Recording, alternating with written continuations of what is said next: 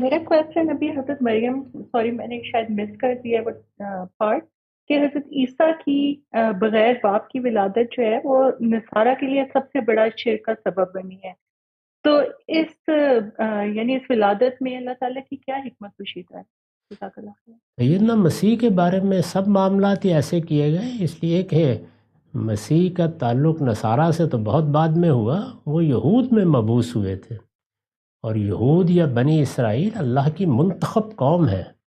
اللہ تعالیٰ نے ان کا انتخاب کیا تھا اپنے دین کی دعوت کے لیے، اور انہیں ذمہ دار بنایا تھا کہ وہ فلسطین کے علاقے میں جا کے آباد ہوں، وہاں اللہ کا معبد بنائیں، توحید کا مرکز بنائیں.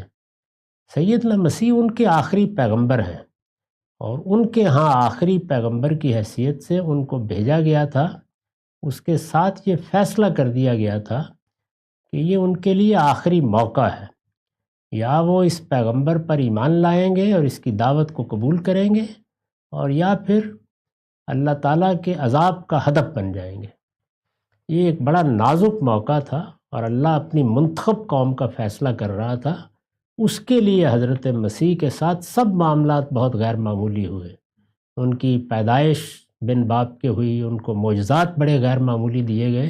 یہ سب باتیں قرآن نے بیان کی ہیں، اور معاملہ بھی اتنا نازک تھا کہ انہوں نے بیاہ بھی نہیں کیا، انہوں نے گھر بھی نہیں بسایا، اپنی پوری زندگی انہوں نے اپنی قوم کو بچانے کے لیے کہ وہ کسی طرح عذاب کی زد سے نکل آئے صرف کر دی.